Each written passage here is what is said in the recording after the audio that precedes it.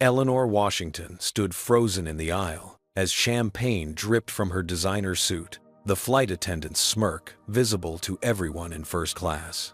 What the airline didn't know, this confused old lady controlled billions in aviation investments, and her granddaughter Zara was live streaming everything. Before I dive into this incredible story of discrimination, power, and justice, let me know where you're watching from in the comments. Hit that like button and subscribe to catch more stories of remarkable people who turned adversity into triumph. Trust me, what happens next will leave you speechless. The crisp April morning found Eleanor Washington, 74, striding confidently through Atlanta International Airport. Her charcoal Armani suit whispered wealth rather than shouted it, much like the woman herself. As the CEO and founder of Washington Enterprises, a multinational conglomerate with holdings across technology, real estate, and transportation, Eleanor had built her empire from the ground up, starting with a single property investment in Attendant. Born in segregated Tuskegee, Alabama, Eleanor had witnessed the ugliest face of American racism. Her father, a brilliant mathematician, denied university positions taught at the local black high school. Her mother, who could have been a doctor in another life, worked as a midwife. They instilled in her an unshakable belief: excellence was the best revenge against prejudice. "Never let them see you sweat, Ellie," her father would say. "Let your success drown out their noise." And succeed she had. Washington Enterprises now controlled billions in investments with a particular focus on aviation and transportation infrastructure. Eleanor's signature was sought after on contracts worldwide. Her wisdom was courted by presidents and prime ministers. Today's flight from Atlanta to San Francisco would deliver her to the Global Aviation Summit, where she was scheduled to deliver the keynote address. The industry buzzed with rumors that Washington Enterprises was preparing to make a major investment in the sector, possibly even acquiring a controlling stake in one of the major carriers. Walking slightly behind Eleanor, tapping rapidly on her phone, was Zara Washington, 29, her granddaughter, and the company's chief legal officer. Harvard Law Review editor turned corporate attorney Zara represented the future of Washington Enterprises. Where Eleanor was measured and strategic, Zara burned with passionate intensity. While Eleanor had built her success by navigating around obstacles, Zara believed in dismantling them entirely. "Grandma, the Sky Globe executives are already in San Francisco," Zara reported, looking up from her device. "Their CEO sent another email asking to schedule private time with you before your keynote." Eleanor's lips curved into a knowing smile. "I bet he did." Sky Globe Airways, their carrier for today's journey, had been courting Washington Enterprises for months. The airline needed capital infusion to fund their fleet modernization program, and Eleanor's investment would be the perfect solution. The airline's leadership had pulled out all stops to ensure today's flight would showcase their premium service. As they approached the first-class check-in, counterheads turned. Eleanor's quiet authority commanded attention without demanding it. The check-in agent's professional smile transformed into genuine warmth as she processed their boarding passes, upgrading them to the airline's exclusive Celestial Suite seats without prompting. "It's an honor to have you flying with us today, Ms. Washington," the agent gushed. "The entire Sky Globe family is delighted to serve you." Eleanor thanked her with practiced grace, accepting the preferential treatment as her due. Not because of entitlement, but because she had earned every ounce of respect through decades of excellence. The pre-boarding process went smoothly. Security staff expedited their screening. Lounge attendants fawned appropriately. Everything proceeded exactly as it should for passengers of their stature. Boarding began precisely on schedule. Eleanor and Zara were welcomed aboard, first escorted to their spacious first-class suites by the purser himself. The cabin gleamed with luxury hand-stitched leather seats, polished wood accents, crystal glassware awaiting champagne. Most of first class was filled with white male executives in their 40s and 50s, a demographic Eleanor had grown accustomed to throughout her career. A few nodded in recognition. Eleanor had outlasted, outmaneuvered, and outperformed most of their peers. Flight attendant Melissa Parker appeared at their row as they settled in. 32 years old with pristine blonde hair, pulled into a regulation bun. She wore her sky globe uniform like armor. Her customer service smile didn't quite reach her eyes as she regarded Eleanor.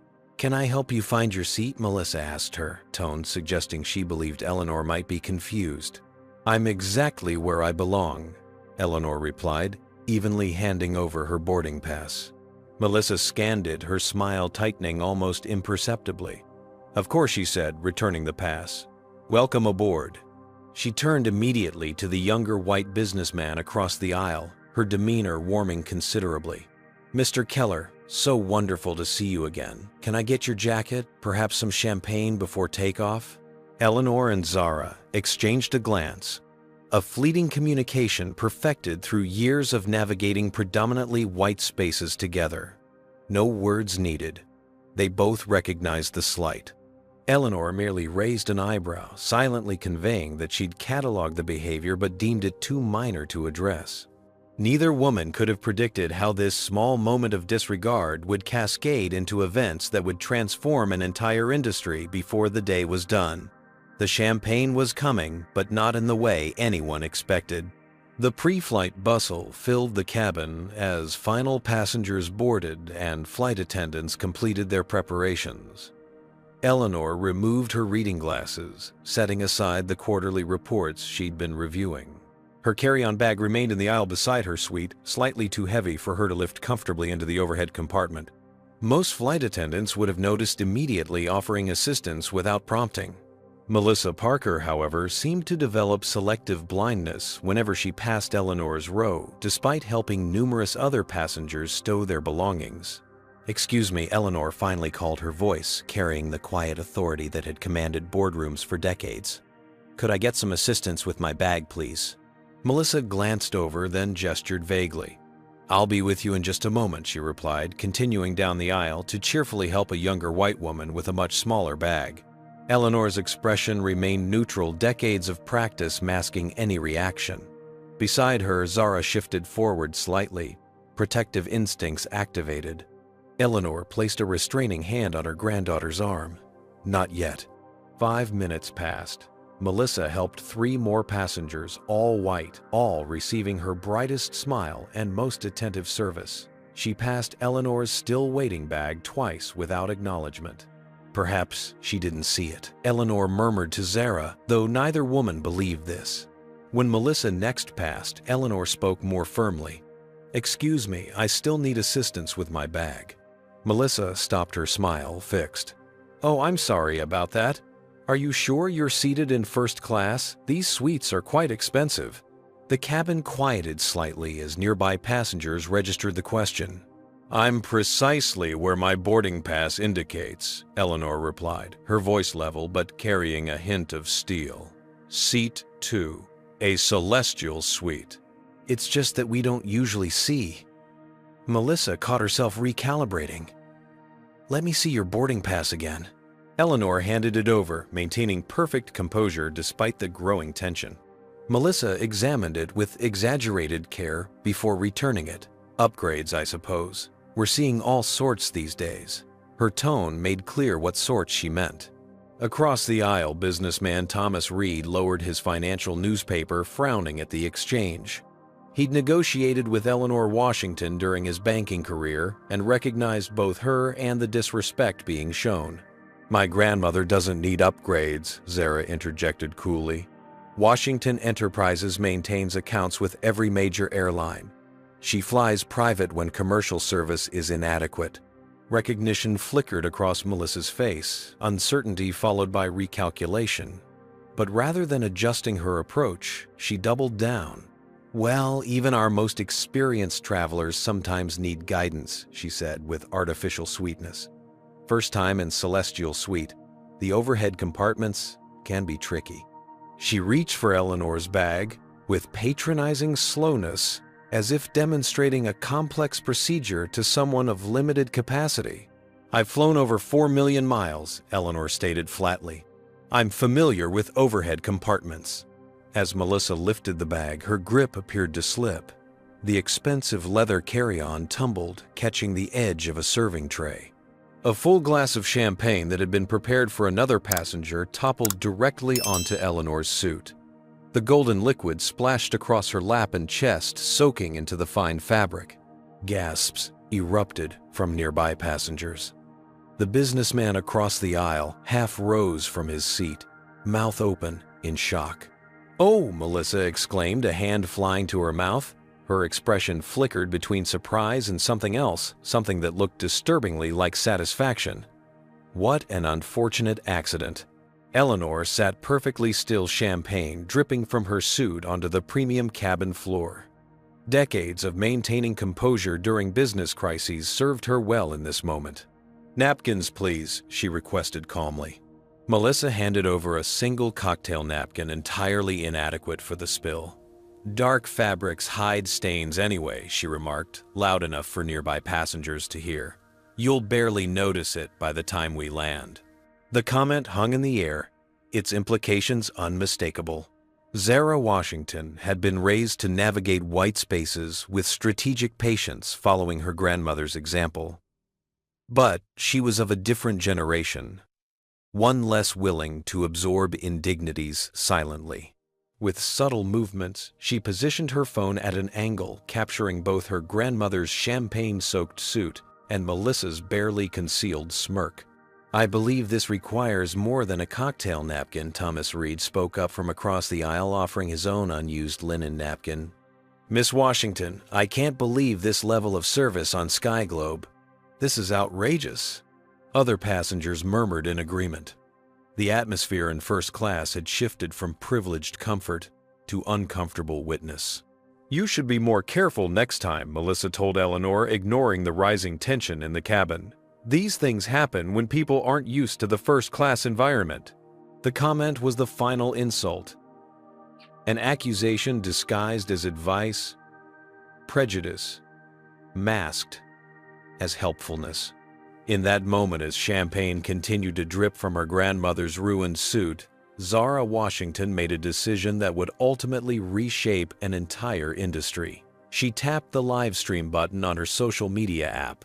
Sky Globe Airways had just unwittingly cast itself as the villain in a viral story they couldn't control. And Eleanor Washington, who had built an empire by recognizing opportunity in adversity, exchanged a look with her granddaughter that contained a lifetime of understanding. The incident was far from over. In fact, it had only just begun. "Excuse me," Zara's voice cut through the tense silence, the phone in her hand still discreetly recording. "Did you just suggest my grandmother doesn't belong in first class?" All eyes turned to the young attorney as she rose from her seat. Unlike Eleanor, who had mastered the art of understated power, Zara stood with the confident posture of a woman who had never been taught to make herself small. "That's not what I said," Melissa replied, defensiveness creeping into her tone. "It was clearly an accident. An accident preceded by questioning her presence here, ignoring her requests for assistance, and followed by a comment about dark fabrics hiding stains." Zara enumerated precisely her legal training, evident in every syllable. "For clarity, I'm Zara Washington, Chief Legal Officer of Washington Enterprises and Civil Rights Attorney." Melissa's complexion paled slightly. "I'm simply trying to provide service to all our passengers." "Selective service, it appears," Eleanor observed, quietly dabbing at her suit with the napkins that Thomas Reed had provided. A rustle of movement announced the arrival of James Bailey, the head flight attendant, his expression cycling through confusion to alarm as he assessed the situation. "What seems to be the problem here?" he asked, his practiced customer service voice strained at the edges. "Your colleague spilled champagne on my grandmother after questioning her right to be seated in first class," Zara stated flatly. "This follows a pattern of ignoring her requests for assistance while promptly serving other passengers." James Bailey's eyes widened as he recognized Eleanor Washington. As a 20-year veteran of the airline industry, he knew exactly who she was and exactly what kind of power she wielded. "Miss Washington, I cannot apologize enough," he began, genuine distress in his voice.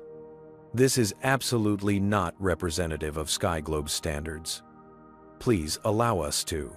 "I'll need your employee's full name and identification number," Eleanor interrupted, her voice calm but brooking no argument. Melissa shifted uncomfortably. It was an accident. These things happen in turbulence. "We're still at the gate," Thomas Reed pointed out from across the aisle. There hasn't been any turbulence. Other passengers had abandoned any pretense of not paying attention. Several had their phones out, capturing the unfolding scene. "Eleanor Washington," a voice called from 3 rows back. "The Eleanor Washington of Washington Enterprises." The whispers spread through first class like wildfire. Aviation portfolio worth billions. Rumored to be acquiring a major airline. Keynote speaker at the summit tomorrow. James Bailey's professional demeanor cracked further. "Miss Parker, please assist in the main cabin while I handle this situation," he directed Melissa, whose expression had transformed from smug to uncertain. "These people are always making mountains out of molehills," Melissa muttered, just loud enough to be heard as she turned away. Zara's phone captured every word. "What exactly do you mean by 'these people'?" she called after Melissa. The cabin fell silent again, the question hanging in the air like a live grenade. "I didn't. That's not what I—" Melissa stammered, realizing too late the implication of her words. The aircraft's intercom crackled to life. "Flight deck to cabin crew, what's the situation in first class? We've received reports of a disturbance." James Bailey grabbed the nearest handset. "Minor service issue, Captain. Being resolved now." "I'd hardly call racial discrimination minor," Thomas Reed remarked loudly. Eleanor finally stood champagne, still dripping from her suit. "Mr. Bailey, I don't want meal vouchers or flight credits. Those are solutions for spilled drinks, not for systemic disrespect. I want accountability." Bailey nodded frantically. "Of course, Miss Washington. I'll personally ensure this incident reaches our executive team immediately." "That won't be necessary," Eleanor replied coolly. "I'll be speaking with your CEO directly. I believe Derek Hamilton is expecting me in San Francisco this evening." The mention of the CEO's name sent another ripple of murmurs through the cabin. James Bailey's professional mask slipped completely, revealing naked panic. Sky Globe has been pursuing Washington Enterprises as a potential investor for months. Eleanor continued, her voice carrying just enough to be heard by those nearby. "I was evaluating your company culture as part of my due diligence. This has been illuminating." A flight attendant rushed forward with a first-class amenity kit and additional napkins. "Miss Washington, would you like to change before takeoff? We have a private area prepared, and I'm sure we can find something suitable." "That would delay our departure," Eleanor observed. "I'll remain as I am, so everyone can see exactly what happened here today." From her seat, Zara finished sending a series of rapid-fire texts to her network of civil rights activists, corporate contacts, and social media influencers. The video was already being edited with context and captions. By the time they reached cruising altitude, the incident would be spreading across the internet. "This is just one moment," Eleanor told her granddaughter quietly as they retook their seats for takeoff. "But moments like these have defined my entire life. The difference now is that I have the power to ensure consequences." As the engines roared to life and the aircraft began to push back from the gate, the cabin atmosphere remained charged with tension. James Bailey hovered anxiously at the edges of first class. Melissa had been banished to economy, and Eleanor Washington sat regally in her champagne-soaked suit, her dignity intact and her resolve hardening with every passing minute. Sky Globe Airways had no idea what was coming. The cabin lights dimmed as Sky Globe Flight 782 reached its cruising altitude of 35,000 feet. The champagne on Eleanor's suit had dried to a stiff, uncomfortable crust, but her posture remained impeccable. She hadn't sought to change or cover the stain. Every discolored patch served as visible evidence of the disrespect she'd endured. Across the aisle, Thomas Reed leaned over. "Miss Washington, we've met before. Morgan Stanley, the Atlanta infrastructure financing deal in 2018. Eleanor nodded in recognition. "Of course, Mr. Reed. You drove a hard bargain on those municipal bonds." "I've followed your career with admiration," he continued. "What happened today was inexcusable. I've already emailed a statement to your company offering to serve as a witness if needed." "Thank you," Eleanor replied. "I appreciate your integrity." The flight attendants had reorganized their service pattern.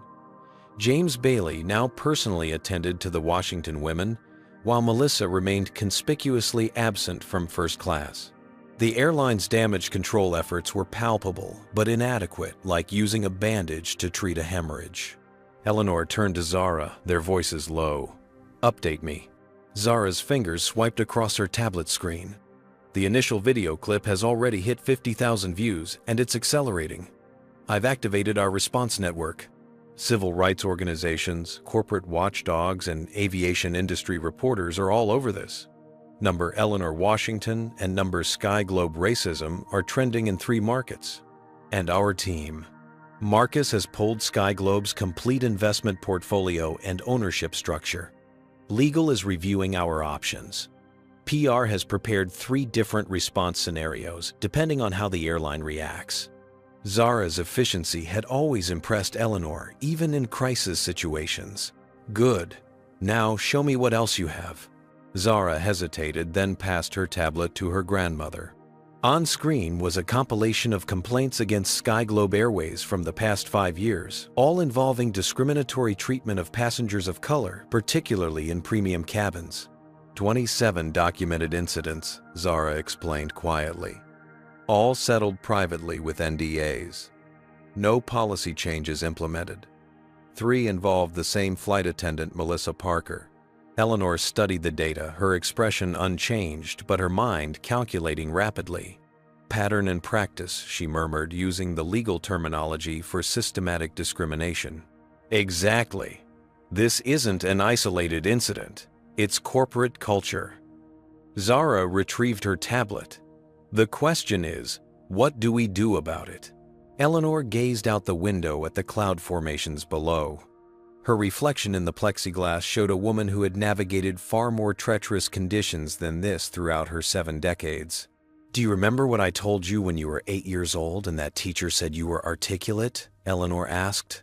Zara smiled slightly at the memory. "You said I had 2 options, educate the ignorant or outrank them. And now we have a 3rd option," Eleanor noted. "We can transform the environment that nurtures their ignorance." The conversation paused as James Bailey approached with fresh towels and a selection of beverages. His solicitousness couldn't mask his anxiety. "Miss Washington, our San Francisco team, will have a full change of clothes waiting upon arrival. The airline would like to offer you complimentary first-class tickets to any destination." James. Eleanor interrupted gently. "May I call you James?" "Of course, ma'am. I built my first company when banks wouldn't lend to black women. I've closed deals while being the only person of color in boardrooms. I've outlasted critics, competitors, and economic downturns." Her voice remained conversational, almost friendly. "Do you really believe airline vouchers address what happened today?" James swallowed visibly. "No, ma'am. Thank you for your honesty. That's a starting point." After he retreated, Eleanor turned back to Zara. "Tell me about the legal approach." Zara outlined potential causes of action: discrimination in public accommodations, violation of civil rights statutes, breach of contract for premium service, intentional infliction of emotional distress. Her Harvard law training was evident in every precise analysis. "We could file immediately. The settlement value would be substantial," she concluded. Eleanor shook her head slightly. "Settlements bury problems under money. I'm more interested in excavating this issue completely." She closed her eyes, remembering earlier battles. The bank manager who refused to approve her first business loan until a white male colleague vouched for her. The real estate agent who couldn't find office space for her growing company until she sent a white employee to inquire. The potential clients who assumed she was the secretary rather than the CEO. Each memory strengthened her resolve. This wasn't just about one champagne spill or one prejudiced flight attendant. It was about changing the system that made such incidents routine. "We have 3 hours before landing," Eleanor said finally. "That's enough time to design something more impactful than a lawsuit." As the flight progressed, the 2 women meticulously crafted their strategy, weighing legal leverage against public pressure, calculating financial consequences against cultural change. They spoke in the shorthand developed through years of partnership. Grandmother and granddaughter united in purpose, if different in approach. Occasionally, Eleanor's gaze drifted to the cockpit door. Beyond it, the pilot remained unaware that his aircraft carried not just a VIP, but a catalyst for transformation. At the San Francisco terminal, SkyGlobe CEO Derek Hamilton would be waiting with practiced smiles and corporate platitudes, equally unaware that the company he led was about to face its reckoning. Have you ever witnessed discrimination and wished you could do something about it? Comment 1 if you've seen someone stand up against prejudice in a public setting. Have you ever experienced poor treatment on an airline? Hit like and subscribe if you've ever wanted to see justice served when big companies mistreat customers. What would you do if you were in Eleanor's position? Would you pursue legal action, demand public accountability, or use your financial leverage to force change? Let's talk about it in the comments. Now, as our story continues, what do you think is about to unfold when this plane lands in San Francisco?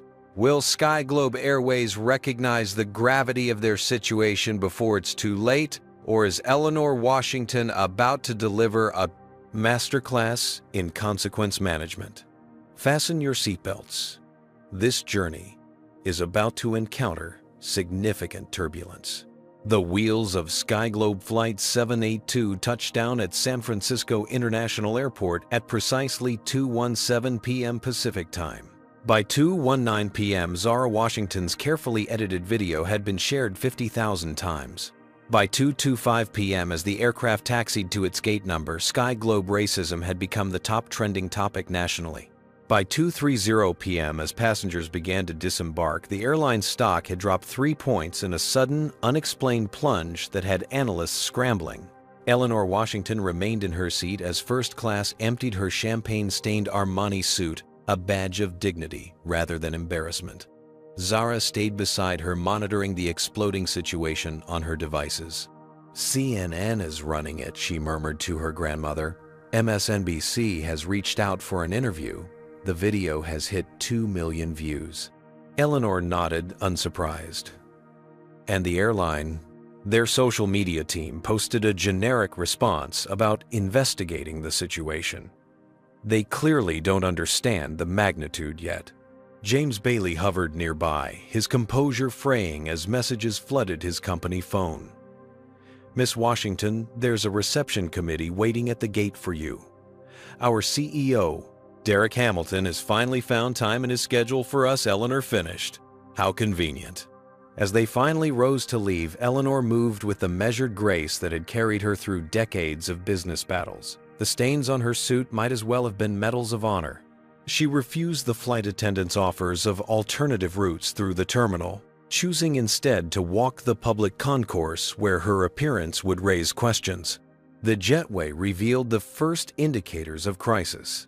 4 SkyGlobe executives stood clustered at the gate, faces drawn with concern. Behind them, a phalanx of reporters had somehow assembled despite the short notice cameras ready. Eleanor. Derek Hamilton stepped forward, hand extended. Tall, silver-haired, and impeccably dressed, the airline CEO had mastered the art of telegraphing authority. Today, however, his confident facade showed cracks. There's been an unfortunate incident. There's been a revealing incident, Eleanor corrected, not taking his hand. One that exposed the true character of your operation. Camera shutters clicked rapidly, capturing the confrontation and the obvious stain on Eleanor's suit. We should discuss this privately, Hamilton suggested, gesturing toward the nearby first-class lounge. Privacy benefits the perpetrator, not the victim, Eleanor replied, her voice carrying. Discrimination thrives in shadows, Derek. Reporters pressed closer, sensing a story bigger than they'd anticipated. Behind them, arriving passengers recognized Eleanor from the now viral video, pointing and whispering. SkyGlobe has a zero-tolerance policy for discrimination, Hamilton recited clearly, falling back on prepared talking points. The employee in question has been suspended pending investigation, and we're offering our sincere... Suspended, Zara interrupted, stepping forward. Your flight attendant questioned my grandmother's right to be in first class, deliberately spilled champagne on her, made racial insinuations, and she's merely suspended. More cameras appeared. Airport staff attempted to create order, but the scene had already escaped containment. Melissa Parker has been with Sky Globe for 9 years. Zara continued, her voice clear and measured. In that time, 3 formal complaints of discriminatory conduct have been filed against her. All were settled quietly. No disciplinary action was taken. Hamilton's expression flickered between shock and alarm. How did you? We did our due diligence, Eleanor stated. Something your airline clearly failed to do. A bold reporter called out from the crowd, Miss Washington, is it true you were considering investing in Sky Globe Airways? Eleanor turned to face the cameras directly. Washington Enterprises evaluates potential investments based on 3 criteria: financial performance, operational excellence, and corporate culture. Today revealed significant deficiencies in at least 2 of those areas. The implication landed with sledgehammer force. Hamilton's face drained of color as he calculated the financial impact of her words. Our partnership, he began, requires mutual respect, Eleanor finished. Something your employee found impossible to offer a 74-year-old black woman regardless of her accomplishments or resources. Zara stepped forward, the natural heir to her grandmother's authority. For decades, black travelers have endured microaggressions and outright discrimination on commercial airlines. Most victims lack the platform to demand accountability. My grandmother built Washington Enterprises from nothing, facing prejudice at every step. Today, she has the power to shine light on practices that most corporations prefer to hide. As if on cue, Zara's phone chimed with a notification. She checked it, then showed the screen to Eleanor, whose expression remained unchanged despite the significance of the message. What most people don't know, Eleanor announced to the assembled press, is that Washington Enterprises has been documenting instances of discrimination across the aviation industry for the past 18 months, preparing an industry-wide initiative to address these issues. Today's incident provides a compelling case study. This revelation shifted the story from a single incident to something much larger. Reporters began shouting questions simultaneously as Hamilton's executive team huddled in obvious panic. I'll be addressing these matters fully in tomorrow's keynote at the Global Aviation Summit, Eleanor concluded. Until then, I suggest Sky Globe's leadership consider whether their current approach to diversity reflects the values of their customers, employees, and potential investors. With perfect timing, a Washington Enterprises security team appeared, creating a path through the crowd toward the terminal exit. Eleanor walked through with characteristic dignity, Zara at her side capturing footage of the chaotic scene.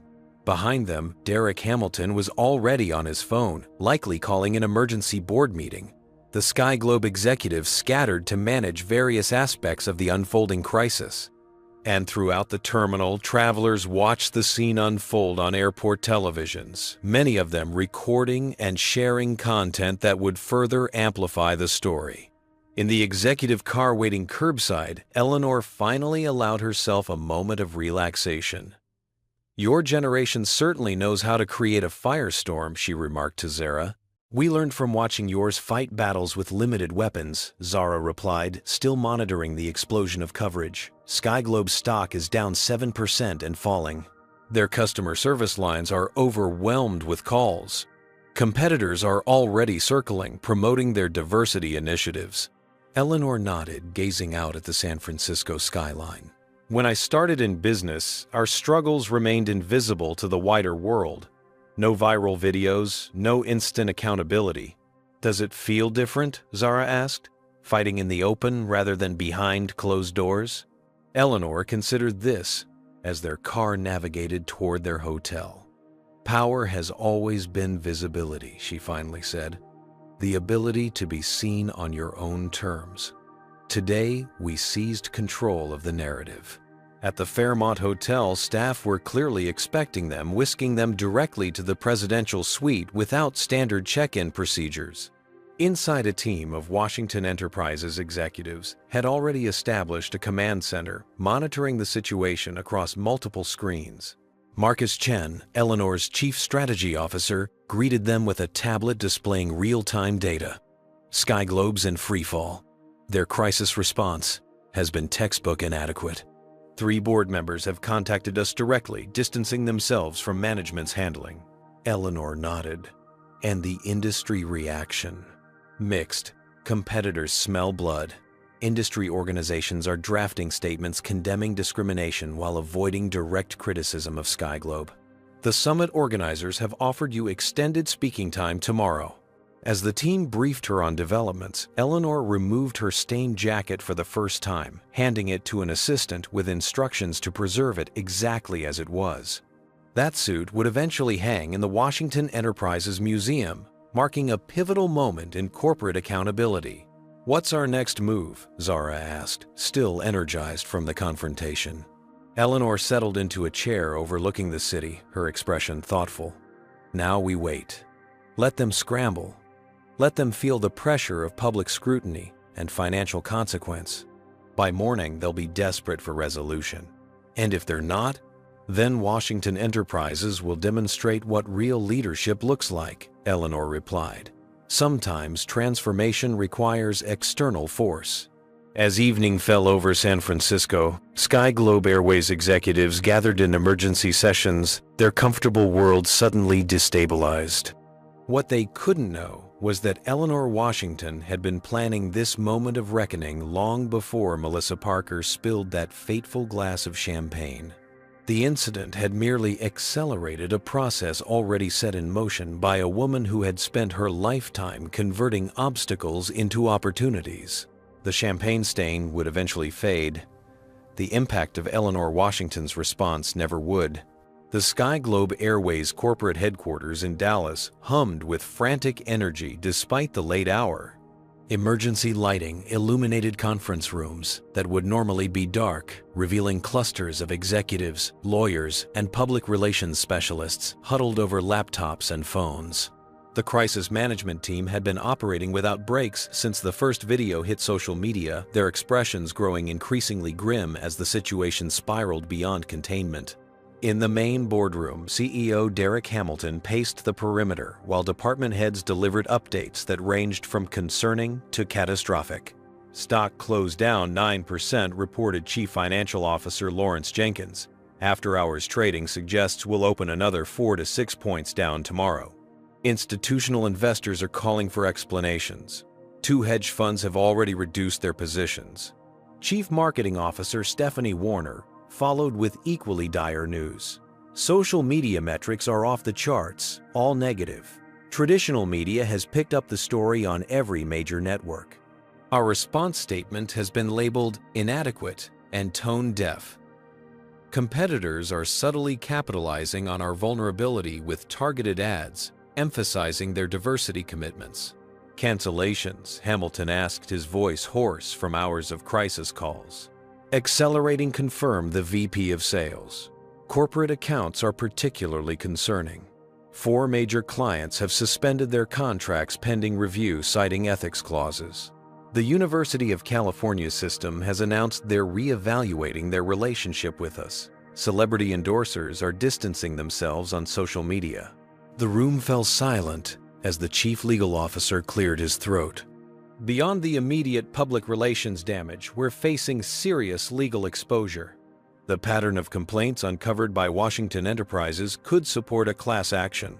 We've identified 27 potentially similar incidents over the past 5 years, all settled individually with confidentiality agreements. How did they get that information? Hamilton demanded. Those settlements were sealed. They've been methodically building this case, the legal chief explained. Former employees' public records requests anonymous whistleblower accounts. Eleanor Washington didn't stumble into this situation, she was prepared for it. A junior executive entered with a tablet, whispering urgently to Hamilton. His face darkened as he took the device, reading its contents with growing alarm. Melissa Parker's father is Richard Parker, he announced to the room. The significance wasn't immediately apparent to everyone present, but those familiar with the company's governance structure recognized the implications immediately. Richard Parker sat on Sky Globe's board of directors. "Are you saying this flight attendant is a board member's daughter?" Stephanie Warner asked, connecting the dots. The one who spilled champagne on Eleanor Washington. Not just a board member, Hamilton clarified grimly. Chair of the personnel committee that oversees our hiring practices and anti-discrimination policies. The revelation landed like a grenade in the already tense room. Several executives exchanged glances of disbelief. That explains the previous complaints being buried, the chief legal officer realized aloud, and why she's remained employed despite documented issues. This isn't just a PR crisis anymore, Jenkins observed. It's a governance failure with potential SEC implications. We're required to disclose conflicts of interest that could materially impact shareholder value. Hamilton braced himself against the conference table. Has anyone reached Richard? He's not taking calls, his assistant reported. But he posted on his private social media defending his daughter, claiming she's being scapegoated by the woke mob. Several friends commented with similarly problematic statements. Stephanie Warner closed her eyes briefly in professional pain. Tell me those posts aren't public. They're restricted, but screenshots are already circulating. The crisis response team worked through the night, drafting and discarding various strategies. Each potential approach seemed inadequate against the perfect storm. They faced a sympathetic victim with enormous financial power. Documented evidence of systematic issues, explosive social media momentum, and now the revelation of governance. Irregularities that transformed a single incident into an institutional failure. By dawn, Derek Hamilton had aged visibly. His normally immaculate appearance showed signs of strain, loosened tie, wrinkled shirt, the shadow of stubble on his jaw. As executives finally dispersed for quick showers and changes of clothes before the day's continued damage control, he remained alone in the boardroom, staring at the latest metrics. The customer service department had logged over 20,000 complaint calls. The reservation system showed cancellation rates 300% above normal. The employee forums were filled with flight attendants and ground staff reporting hostile interactions with passengers, demanding accountability. A soft knock interrupted his grim contemplation. Derek, the voice belonged to Maria Gonzalez, Sky Globe's recently hired Chief Diversity Officer, a position created mainly for public relations purposes, with little actual authority or resources. I've been reviewing the situation and have some thoughts. Hamilton had largely ignored Gonzalez's previous recommendations for substantive diversity initiatives, dismissing them as unnecessary costs. Now he gestured for her to continue with unexpected receptiveness. This isn't just an isolated incident or a PR problem, she began. It's a symptom of systemic issues we've left unaddressed despite numerous warnings. The nepotism with Melissa Parker's hiring and protection is just one example of broader governance problems. We need solutions, not analysis, Hamilton interrupted tersely. The solution requires acknowledging the real problem, Gonzalez countered, with the confidence of someone who recognized a potential turning point. Half measures won't work. Miss Washington clearly isn't interested in the usual playbook of private settlements and vague public statements. What are you suggesting? A complete overhaul. Transparent investigation of all discrimination complaints. Mandatory training with actual accountability metrics. Diverse recruitment with retention goals. And most importantly, governance reform that prevents conflicts like the Parker situation. Hamilton's expression revealed his resistance to such sweeping changes. The board might not have a choice, Gonzalez pointed out. Washington Enterprises has the resources to sustain this pressure indefinitely. And according to our investor relations team, they've been quietly acquiring Sky Globe stock for months. This revelation jolted Hamilton from his fatigue. How much? Just under the reporting threshold. But combined with their influence over institutional investors and potential allies, they could effectively force changes through shareholder action if we don't address this properly.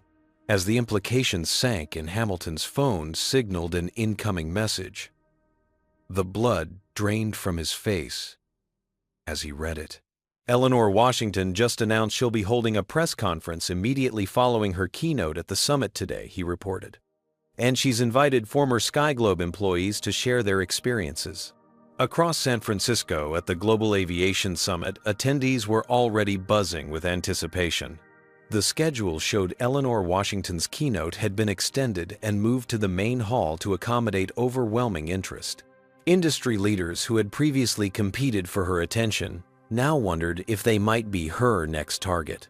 Throughout the crisis, Eleanor herself remained surprisingly inaccessible, declining all interview requests and issuing no statements beyond her brief comments at the airport.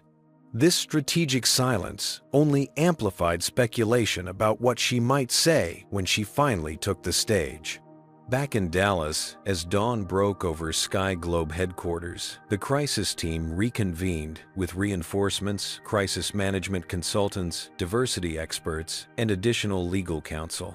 The mood had shifted from damage control to survival strategy. "We have approximately 4 hours before Miss Washington's keynote," Hamilton told the assembled team. 4 hours to develop a response that might save this airline from becoming a business school case study in how not to handle discrimination complaints. As they debated increasingly desperate options, no one noticed the janitorial staff member emptying trash bins in the corner, quietly capturing photos of confidential documents with a concealed phone. Within minutes, these images would join the growing body of evidence in Zara Washington's possession, revealing the airline's internal chaos and fumbling response. The noose was tightening, and Eleanor Washington hadn't even begun to pull the lever. The Global Aviation Summit's main hall had reached capacity an hour before Eleanor Washington was scheduled to speak. Industry leaders who normally sent representatives to such events had arrived in person. Journalists from publications that typically ignored aviation conferences had secured premium seats. The atmosphere crackled with anticipation, rarely seen at corporate gatherings. Backstage, Eleanor prepared with characteristic methodical calm. Her champagne-stained suit had been replaced by a striking cobalt blue ensemble that complemented her silver hair and projected authority. A small team of Washington Enterprises executives reviewed last-minute details while Zara monitored real-time developments on her devices. Skyglobe stock opened down another 12%, Zara reported. Trading volume indicates institutional investors are divesting. Their crisis team has been meeting continuously for 18 hours without announcing any substantive response. Eleanor nodded, adjusting her signature pearl earrings. "And our alternative investment target. Horizon Airlines board has unanimously approved preliminary discussions. Their CEO is in the audience today, third row center." A conference organizer appeared visibly nervous. "Miss Washington, we're ready whenever you are. The hall is beyond capacity. We've opened overflow rooms with video feeds, and there's a line around the building." "Thank you," Eleanor replied with a reassuring smile. "I won't keep them waiting." As she moved toward the stage entrance, Zara touched her grandmother's arm. "Are you sure about revealing the full initiative today? We'd planned a more gradual rollout." Eleanor's expression revealed the steel beneath her composed exterior. "When the moment presents itself, seize it completely. Your grandfather taught me that." The mention of her late husband, Zara's grandfather, who had supported Eleanor through the earliest and hardest years of building her empire, brought a moment of shared remembrance between the women. Then Eleanor straightened her shoulders and stepped onto the stage. The applause was thunderous, sustained almost reverential. Eleanor Washington approached the podium with measured steps, her presence commanding the massive space without apparent effort. She waited for the ovation to subside, surveying the audience with practiced poise. "Thank you," she began, her voice strong and clear. "I was scheduled to speak about innovation and investment opportunities in aviation. Recent events have persuaded me to address a more fundamental issue: who gets to fly with dignity in American skies?" A hushed anticipation fell over the audience. "Yesterday, while boarding a Skyglobe Airways flight, I was questioned about my right to sit in first class, ignored when requesting assistance, and ultimately had champagne spilled on my suit by a flight attendant who suggested that dark fabrics hide stains anyway." She paused, allowing the incident to resonate with the audience. "I could discuss this as an isolated occurrence. I could frame it as poor customer service or individual bias. But that would obscure the systemic nature of discrimination in aviation discrimination, documented through hundreds of incidents involving passengers of color, particularly in premium cabins. Slides appeared on the massive screens behind her, displaying meticulously compiled statistics. For the past 18 months, Washington Enterprises has been conducting a comprehensive study of diversity, equity, and inclusion across the aviation industry. We've interviewed over 500 former and current employees from major carriers. We've documented passenger experiences through surveys and direct testimony. We've analyzed hiring, promotion, and passenger complaint patterns. The data continued to unfold behind her in compelling visualizations, airlines ranked by discrimination complaints, executive diversity percentages, settlement patterns. The results reveal an industry that talks about diversity in public while maintaining troubling patterns in practice. An industry where passengers of color are 17 times more likely to be questioned about their seating assignments, where flight attendants of color remain dramatically underrepresented in international premium cabins, where executive leadership remains 93% white despite serving increasingly diverse customer populations. In the audience, airline executives shifted uncomfortably as their company's specific metrics appeared. Derek Hamilton, who had flown in overnight from Dallas, sat rigid with tension as Sky Globe's particularly poor statistics were highlighted. This isn't about one airline or one incident, Eleanor continued. Though yesterday's experience provided a particularly clear illustration of the problem, this is about an industry that has failed to evolve its culture despite changing its marketing materials. She stepped away from the podium, moving across the stage with deliberate confidence. Today I'm announcing the formation of the Washington Initiative for Transportation Equity. With initial funding of $500 million, this program will support three primary objectives. The audience murmured in surprise at the figure. Even in the wealthy aviation industry, $500 million commanded attention. First, we will establish industry-wide standards for inclusive service backed by third-party certification and compliance monitoring. Second, we will create career development programs to increase diversity in leadership positions across aviation. And third, we will provide financial and technical support for airlines committed to meaningful transformation of their corporate cultures. Eleanor paused, her gaze sweeping across the audience. Additionally, Washington Enterprises is announcing its intention to acquire a controlling interest in Horizon Airlines, with plans to develop it into an industry leader for both service quality and inclusive practices. Gasps rippled through the hall. Horizon was Sky Globe's primary competitor in several key markets. The Horizon CEO, seated prominently as Zara had noted, allowed a small, satisfied smile to cross his face. This represents an initial investment of $3 billion capital that might have gone to other carriers had they demonstrated genuine commitment to equity and excellence. The message couldn't have been clearer. Discrimination wasn't just morally wrong, it was now financially disastrous. To launch this initiative, I've invited a panel of aviation professionals to share their experiences and insights. With perfect timing, 5 individuals walked onto the stage: former executives, flight attendants, and customer service representatives from major airlines, including Sky Globe.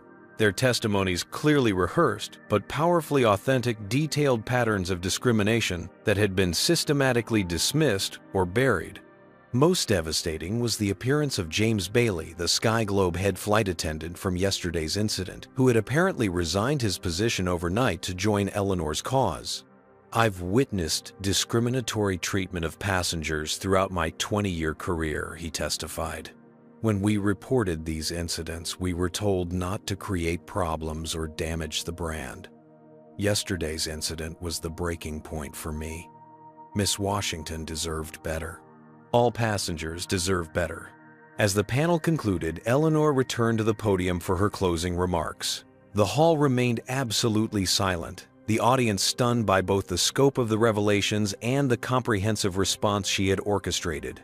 Some will call this an overreaction to a single unpleasant experience, she acknowledged. They misunderstand the nature of systemic problems. What happened yesterday wasn't exceptional. It was simply visible because of who I am. Thousands of passengers face similar treatment without the platform to demand accountability. Her voice grew even more resolute. In 1963, at age 12, I boarded a bus in segregated Alabama. The driver forced me to stand for 90 minutes rather than take an empty seat in the front section. 62 years later, I built an enterprise valued at billions of dollars. Yet I still board vehicles where my humanity is questioned. The personal revelation rare for the typically private executive landed with emotional force. This isn't about my comfort or convenience. It's about whether we truly believe in equal access to public accommodations. It's about whether corporate America means what it says about diversity and inclusion. It's about aligning practice with proclaimed values. She straightened to her full height, her presence filling the massive hall. Washington Enterprises is prepared to invest in airlines, demonstrating genuine commitment to transformation. We're equally prepared to support legal and regulatory action against those who resist. The choice belongs to industry leadership. As she stepped back from the podium, the applause began slowly, then built to a sustained ovation. Not from universal agreement, many executives remained frozen in their seats, but from recognition of a masterful power move executed flawlessly. Backstage, Zara waited with their team, monitoring the explosion of reactions across social media and financial markets. Sky Globe stock has been halted after falling 20%, she reported as Eleanor rejoined them. Their board has called an emergency session. 3 major institutional investors have publicly demanded leadership changes. Eleanor nodded, accepting a glass of water. And the initiative website, live and overloaded with traffic. We've already received 16 whistleblower submissions from airline employees, including 3 executives. 7 airlines have requested meetings about certification standards.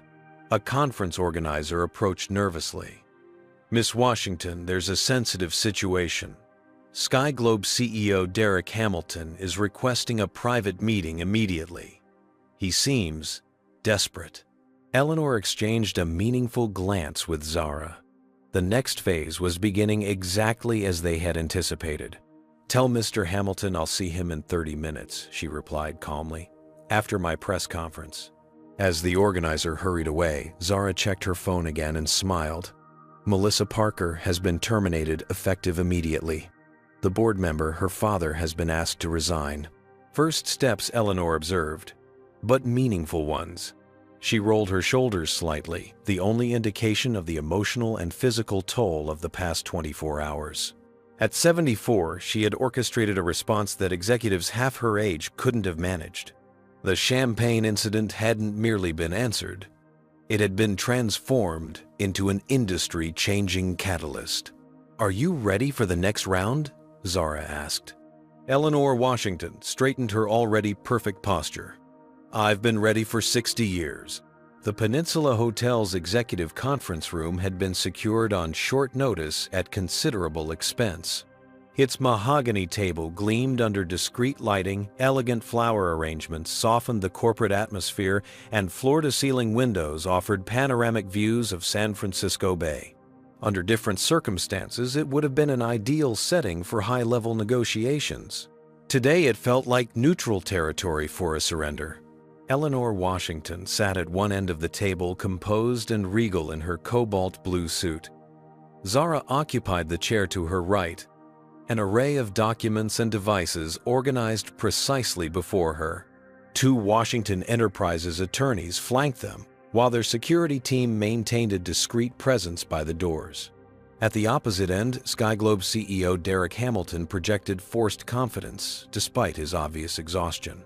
The airline's chief legal officer sat beside him, along with a hastily assembled crisis management team. The empty chair that should have held Richard Parker, Melissa's father and board member, spoke volumes about the internal fractures already appearing in Sky Globe's leadership. Thank you for agreeing to this meeting. Eleanor Hamilton began his attempt at casual familiarity, falling flat in the charged atmosphere. Miss Washington, she corrected mildly. Let's maintain professional courtesy, Mr. Hamilton. The rebuke, though gentle, established the power dynamic immediately. Hamilton nodded, recalibrating. Miss Washington, I want to personally express my deepest regrets about yesterday's incident. It in no way reflects Sky Globe's values or standards. We've taken immediate action, terminating the employee involved, and Melissa Parker Zara interrupted. Let's use names, not euphemisms. Accountability begins with specificity. Hamilton paused, then continued with visible effort. Yes, Melissa Parker has been terminated. Her father, Richard Parker, has been asked to resign from our board, effective immediately. We're prepared to offer substantial compensation for the distress caused, along with a comprehensive review of our service policies. Eleanor studied him with the practiced assessment of someone who had evaluated countless executives across negotiating tables.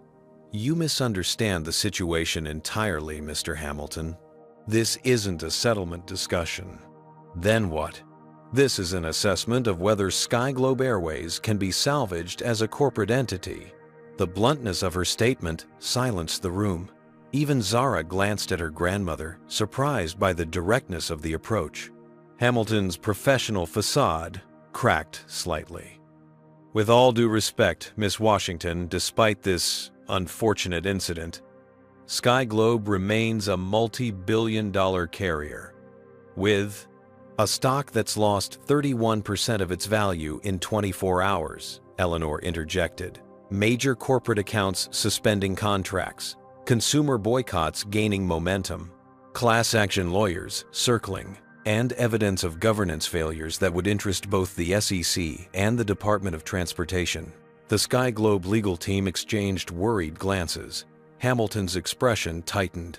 Evidence, he questioned. Zara opened a folder, sliding several documents across the polished table. Internal communications regarding previous discrimination complaints. Records of settlements with passengers of color who experienced similar treatment. Documentation of Melissa Parker's previous incidents, complete with notes about intervention from her father to prevent disciplinary action. The airline executives examined the papers with growing alarm. How did you obtain these internal records? The chief legal officer demanded. The question you should be asking, Eleanor observed calmly, is why your corporate culture is so corrupt that employees felt compelled to provide this documentation to us. People with conscience can only witness injustice for so long before they take action. Hamilton struggled to regain control of the meeting. Miss Washington, clearly there have been serious lapses in our procedures. We acknowledge that and are prepared to implement immediate reforms.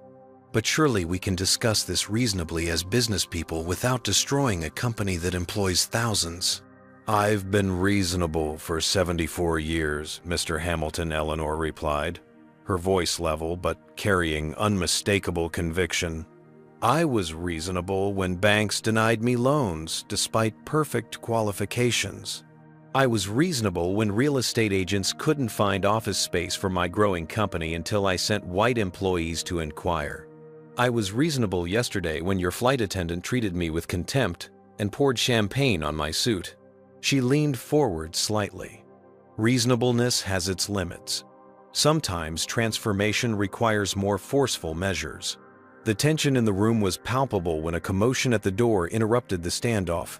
Richard Parker burst into the conference room, his face flushed with anger, ignoring the protests of both security teams.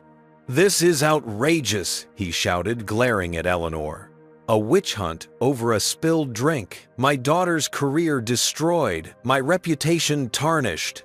"Richard, this is not the time," Hamilton hissed, mortified by the board member's behavior. But Parker was beyond professional restraints. 30 years building this airline and we're supposed to surrender to social media pressure because someone got their feelings hurt. This is exactly what's wrong with corporate America today, bending over backwards to appease the woke mob. Eleanor remained perfectly still, her expression unchanged as Parker continued his tirade. Zara, however, had discreetly activated her phone's recording function, capturing every word.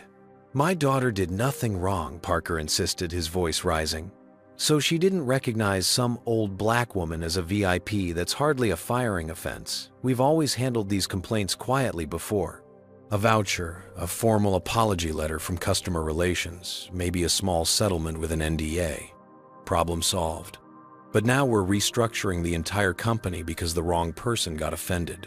The Sky Globe legal team watched in horror as Parker effectively confirmed the systemic nature of the discrimination issues Eleanor had alleged.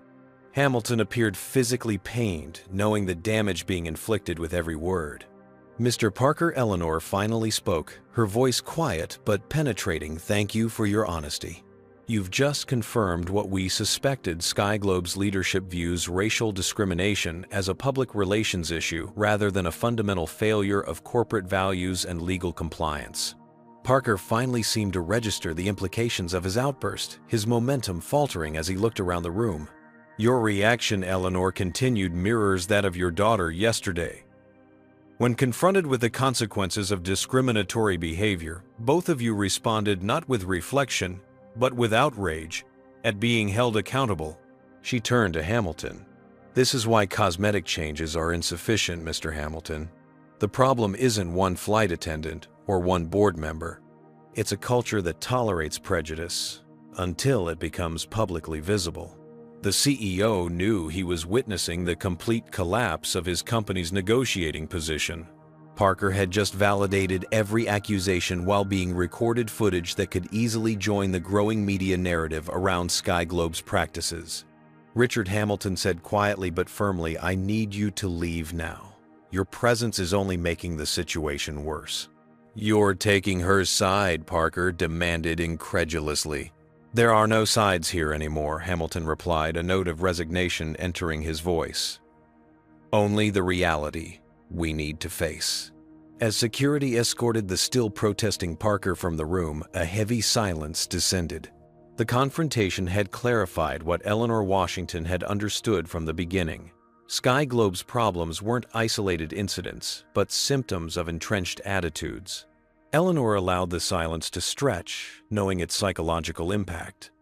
Finally, she spoke with the measured cadence that had defined countless business negotiations throughout her career. Washington Enterprises sees two possible paths forward, Mr. Hamilton. The first involves our legal team filing discrimination complaints with the Department of Transportation, supporting the class action lawsuits already being prepared, and using our influence with institutional investors to force a complete leadership overhaul through shareholder action. She paused, ensuring her next words received full attention. The second path is more constructive. Sky Globe implements a comprehensive transformation program under new leadership. Leadership we would help identify and support. The Washington Initiative provides resources and expertise for substantive cultural change, and the airline emerges as an industry leader in inclusive practices rather than a cautionary tale in business ethics courses. Hamilton looked physically diminished, the weight of the crisis evident in his posture. You're essentially proposing a takeover. I'm proposing salvation, Mr. Hamilton. There's a difference. With perfect timing, Zara's phone buzzed with a notification. She checked it, then slid the device toward her grandmother. The airline's stock had been halted again after another precipitous drop. Major shareholders were publicly calling for emergency board changes. The company's credit rating had been placed under review. Eleanor glanced at the information, then returned her attention to Hamilton. Your choice is rapidly becoming theoretical. Market forces may make the decision for you. The CEO conferred briefly with his team, their whispered exchange increasingly urgent.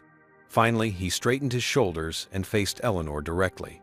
What would this transformation program involve specifically?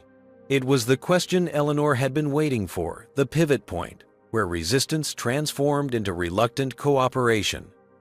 She nodded to Zara, who distributed prepared documents to everyone at the table. Complete leadership review with diversity as a core criterion for board and executive positions. Transparent investigation of all previous discrimination complaints. Revision of training protocols with measurable outcomes. Implementation of third-party compliance monitoring. Public commitment to industry-leading standards developed by the Washington Initiative. She delivered these points without reference to the documents having prepared for this moment long before the champagne incident that catalyzed it. And Sky Globe's current leadership, Hamilton asked already, suspecting the answer, would transition to advisory roles during implementation, then exit with appropriate severance once new leadership is established. Eleanor's tone made clear this wasn't negotiable. Hamilton stared at the documents, the culmination of a crisis that had evolved from a single incident to an existential threat in just 24 hours. The board will need to. Your board currently lacks quorum due to emergency resignations submitted in the past hour, Zara interjected, showing another notification on her phone. 3 members stepped down, citing personal reasons shortly after Mr. Parker's removal was announced. This information visibly stunned Hamilton, who had been in this meeting while his company's governance structure collapsed around him. Time is of essence, Mr. Hamilton, Eleanor said, her voice softening slightly for the first time. Not for my benefit, but for the thousands of Sky Globe employees whose livelihoods depend on the company's survival. In that moment, something shifted in Derek Hamilton's expression, a recognition that he was facing not an adversary seeking destruction, but a strategist who had calculated a path that might preserve something from the wreckage. I need 30 minutes to contact remaining board members, he said finally. Eleanor nodded. We'll wait. As Hamilton and his team stepped outside to make their calls, Zara turned to her grandmother with newfound appreciation. You never intended to destroy Sky Globe, she realized. This was always about transformation, not revenge. Destruction is easy, Eleanor replied, gazing out at the San Francisco skyline. Any fool with resources can tear something down.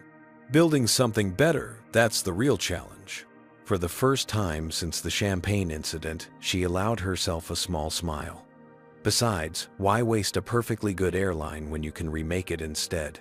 Their private moment was interrupted as Hamilton returned, his expression transformed by resignation and perhaps relief. The fight had gone out of him, replaced by the pragmatism of a corporate survivor. The remaining board members have authorized me to accept your proposal in principle, pending legal review of specific terms, he announced. Eleanor Washington extended her hand across the table. Then let's begin the real work, Mr. Hamilton. As they shook hands, a gesture that would be photographed for business publications worldwide, both recognized that this wasn't truly a negotiation between equals. It was the acknowledgement of a new reality. One where discrimination carried financial consequences that even the most profit-focused executives could no longer ignore. The champagne stain had set the transformation in motion, but Eleanor Washington's lifetime of strategic thinking had ensured the outcome would be far more significant than one airline's crisis response. An entire industry was about to change, whether it was ready or not. 6 months later, Eleanor Washington stood in the gleaming atrium of Sky Globe Airways' newly christened headquarters in Dallas. Sunlight streamed through the glass ceiling, illuminating the massive bronze sculpture that dominated the space, interlocking hands of different shades and sizes, reaching upward in a powerful symbol of unity and aspiration. The plaque at its base read, "Equal Dignity in the Skies," dedicated to those who transformed an industry. The transformation of Sky Globe had been more successful than even Eleanor had anticipated. Under her guidance as the new chairwoman of the board, the airline had implemented sweeping changes that rippled throughout the aviation sector. Today's ceremony would officially unveil not just a building but a reimagined corporate ethos that had already begun reshaping industry standards. Quite a difference from 6 months ago, observed Zara Washington, who had temporarily stepped away from her legal role to head Sky Globe's new Civil Rights Compliance Division. Remember that hotel conference room with Derek Hamilton? Eleanor smiled at the memory. He's adjusted remarkably well to his new advisory position. Some people rise to challenges when given no alternative. The former CEO had indeed surprised many by embracing his transitional role with unexpected grace. After the initial agreement, Hamilton had worked diligently to implement Eleanor's vision, perhaps recognizing that his legacy would be defined by how he handled the airline's transformation rather than the crisis that necessitated it. Around them, hundreds of guests circulated through the atrium. Industry executives, civil rights leaders, government officials, and Sky Globe employees selected from every level of the organization. The atmosphere hummed with energy and optimism that had been absent from the company for years. "Miss Washington." A familiar voice interrupted their conversation. James Bailey, the flight attendant who had witnessed the original champagne incident, approached with a confidence that hadn't been present during that fateful flight. Now serving as Director of Service Excellence, he had become an instrumental figure in redesigning customer experience protocols. "The ceremony will begin in 5 minutes," he informed them. "Everyone is in position." Eleanor nodded her appreciation. "Thank you, James. Your leadership has been invaluable these past months." "Speaking of unexpected transformations," Zara murmured, as Bailey moved away to coordinate with other staff. Indeed, many of Skyglobe's most enthusiastic change agents had emerged from unexpected corners of the organization, mid-level managers, frontline staff, and operations personnel who had long recognized problems but lacked the platform to address them. Eleanor had intentionally elevated these internal voices, believing that sustainable change required champions embedded throughout the corporate structure. As they moved toward the stage erected at one end of the atrium, Eleanor was stopped repeatedly by well-wishers and admirers. The respect she commanded had only increased during the transformation process, her methodical approach earning grudging admiration even from initial skeptics. The most remarkable encounter came just before they reached the stage. Melissa Parker, standing nervously in a conservative suit, clutching a portfolio. "Miss Washington," she began, her voice lacking the confident condescension from 6 months earlier. "I wanted to thank you personally for the opportunity to participate in the training program." Following her termination, Melissa had done something few expected. She had applied to the Diversity Education Initiative funded by the Washington Foundation. After completing the intensive program, she now worked under Zara's supervision, helping document and address discrimination complaints from passengers and employees. "Your perspective has been valuable to the program," Eleanor replied, with diplomatic grace. "Sometimes the most meaningful insights come from those who've had to reconsider their assumptions." Melissa nodded clearly, still uncomfortable but determined. "My father still won't speak to me," she admitted. "He says I betrayed the family by working with you." "Change often requires difficult choices," Eleanor observed. "The question is whether you believe in the work you're doing now." "I do," Melissa confirmed with surprising conviction. "I never saw myself clearly before. The program helped me recognize patterns I'd been taught my entire life." As she moved away to take her seat, Zara raised an eyebrow. "That remains the most unexpected development in this entire situation." "Not really," Eleanor countered. "Systems perpetuate prejudice, but individuals can change when given structured opportunity for reflection. That's why we invested in education alongside policy reforms." Their conversation paused as they took their places on stage. The ceremony was about to begin, marking the official unveiling of what industry analysts had already dubbed the Sky Globe Miracle, a corporate turnaround unprecedented in both speed and scope. Thomas Reed, the banker who had witnessed the original incident in first class, served as master of ceremonies. Now a member of Skyglobe's reformed board of directors, he had proven a valuable ally in securing financial community support for the airline's transformation. 6 months ago, a glass of champagne changed aviation forever. He began addressing the assembled crowd. Not because it was spilled, but because of who it was spilled on, and more importantly, how she responded. The audience's attention focused on Eleanor, who maintained her characteristic composure despite being the center of attention. Eleanor Washington could have pursued personal compensation. She could have simply taken her business elsewhere. Instead, she recognized an opportunity to address systemic issues that had plagued our industry for decades. Reed outlined the remarkable changes implemented under Eleanor's leadership. Executive diversity increased from 7% to 43%. Comprehensive training programs implemented across all service roles. Transparent complaint resolution systems with third-party oversight. Industry-leading accommodation policies for passengers with diverse needs. Most significantly, the company had established the Civil Rights Compliance Division with real authority and resources, a model now being adopted by competitors under pressure from investors and customers alike. The financial results speak for themselves. Reed continued gesturing toward a screen displaying key metrics. After an initial decline, Sky Globe stock has rebounded to record levels. Customer satisfaction scores have increased 37%. Employee retention has improved dramatically, reducing training costs and service inconsistencies.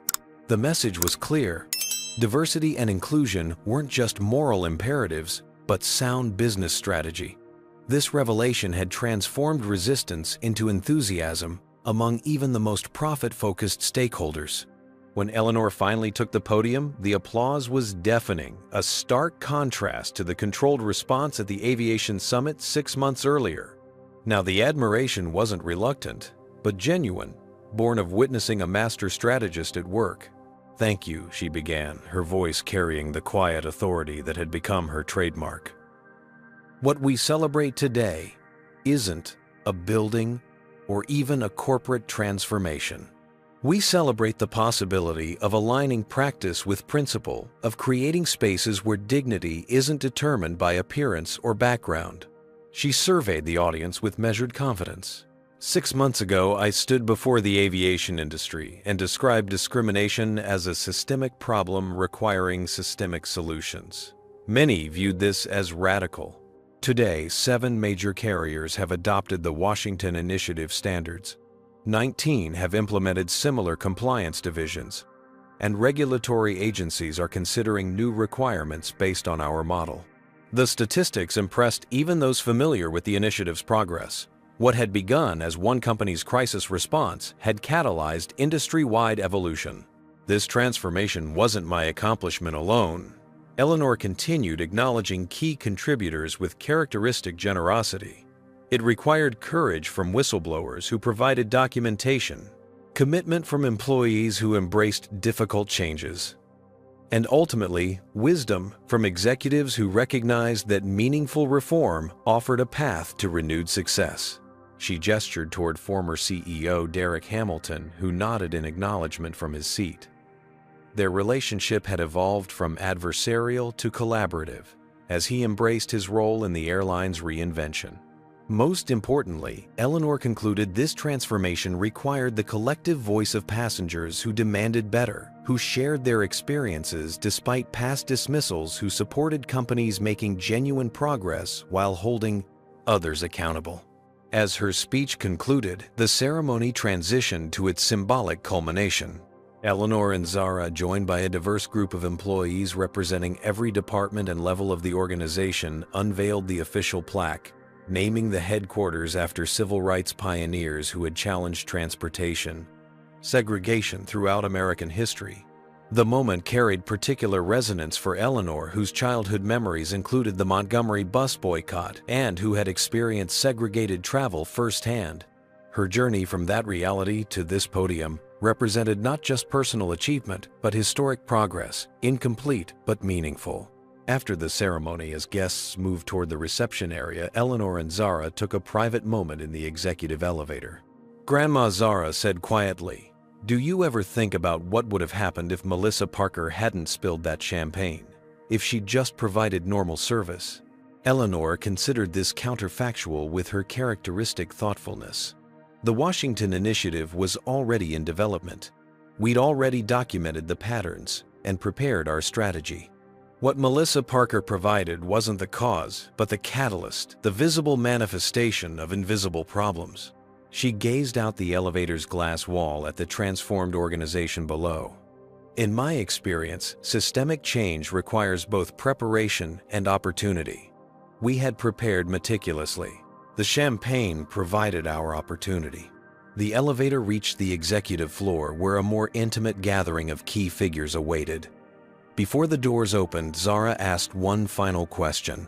Was it worth it? All the tension, the confrontation, the publicity you've always avoided. Eleanor Washington straightened her perfectly tailored jacket, her dignity as unshakable now as it had been while champagne dripped from her ruined suit 6 months earlier. For decades, I navigated around obstacles, built success despite barriers, and accumulated influence through persistent excellence, she replied. But true power isn't measured by what you build for yourself. It's measured by what you transform for others. The elevator doors opened, revealing a reception where former flight attendants now served in executive positions, where diversity wasn't just represented but embedded in leadership structures, where the culture had been fundamentally reconstructed. "Look around," Eleanor told her granddaughter. A single moment of humiliation transformed into systemic change. That's not just worth it, it's the very purpose of power. 6 months after champagne had dripped from her expensive suit, Eleanor Washington boarded another Sky Globe flight, this time as the company's chairwoman. The service was impeccable, the atmosphere professional yet warm. No one questioned her presence in the premium cabin. No one expressed surprise at her authority. As the aircraft reached cruising altitude, she gazed out the window at the clouds below, thinking about the young girl who had once stood on a segregated bus in Alabama, dreaming of a day when her humanity would be unquestioned. That day hadn't fully arrived for everyone, much work remained. But Eleanor Washington had demonstrated what became possible when preparation met opportunity, when dignity demanded accountability, and when power was wielded not for retribution, but for transformation. The champagne served to her this time remained safely in its crystal glass, a symbol of service rather than disrespect. And across the industry, the ripples of change continued to spread, each carrier recognizing that diversity wasn't just a moral imperative, but a competitive advantage in an increasingly conscious marketplace. The incident that began with humiliation had concluded with historic change. And that Eleanor Washington knew was the greatest victory of all. Eleanor Washington's story teaches us that true power comes from transforming individual injustice into collective progress. When faced with discrimination, she didn't just seek personal redress, she created systemic change. This demonstrates that our response to prejudice defines its ultimate impact. While most victims lack Eleanor's resources, her strategic approach offers universal lessons. First, document everything. Evidence transforms personal grievances into compelling cases. Second, recognize the difference between incidents and patterns. Eleanor understood her experience reflected broader issues requiring broader solutions.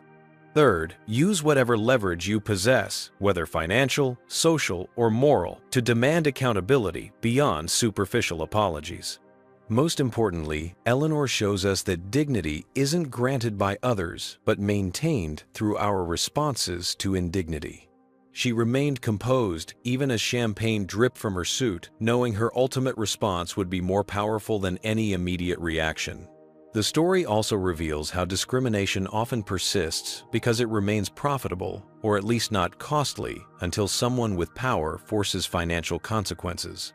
Eleanor's masterstroke was connecting diversity directly to business performance, transforming moral imperatives into market advantages.